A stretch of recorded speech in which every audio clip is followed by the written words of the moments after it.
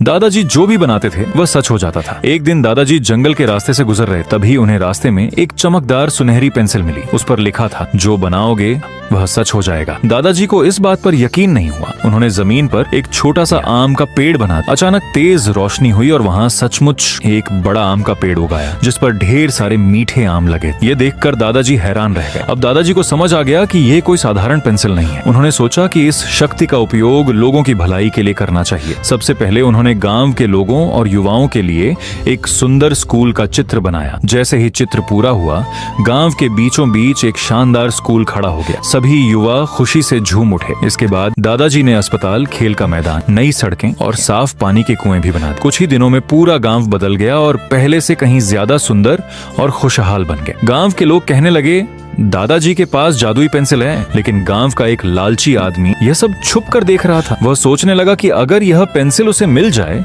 तो वह दुनिया का सबसे अमीर आदमी बन सकता है। एक रात उसने मौका देखकर जादुई पेंसिल चुरा ली। सबसे पहले उसने अपने लिए सोने की एक शानदार कार बनाई और देखते ही देखते उसके सामने चमचमाती सोने की कार आ गई। फिर उसने एक विशाल सोने का महल बनाया जो कुछ ही सेकंड में सच बन गया। अब उसका लालच और बढ़ गया। उसने हीरे, खजाने और सोने के पहाड़ बना दिए। इतनी दौलत मिलने के बाद भी उसका मन नहीं भरा। उसने पूरी दुनिया का राजा बनने का चित्र बनाना शुरू कर दिया। जैसे ही उसने आखिरी लाइन खींची, जादुई पेंसिल बहुत तेज चमकने लगी। अचानक उसकी सोने की कार गायब हो, महल मिट्टी में बदल गया, हीरे और खजाने हवा में उड़ गए और वह फिर से खाली हाथ रह गया। ये देखकर वह डर के मारे कांपने लगा। तभी जादुई पेंसिल उसके हाथ से उड़कर आसमान में चली। अगली सुबह दादाजी खेत में बैठे थे। अचानक आसमान से एक सुनहरी किरण उतरी और वही जादुई पेंसिल वापस उनके हाथ में आ गिरी। तभी आसमान से एक आवाज आई, ये शक्ति केवल दूसरों की मदद के लिए है, लालच के लिए नहीं। दादाजी मुस्कुराए और उन्होंने पेंसिल से आखिरी चित्र बनाए। चित्र में लिखा था, यह जादुई पेंसिल उसे मिलेगी जो इस वीडियो को लाइक करेगा और चैनल को सब्सक्राइब करेगा। इतना लिखते ही पेंसिल आसमान में उड़ गई और बादलों के बीच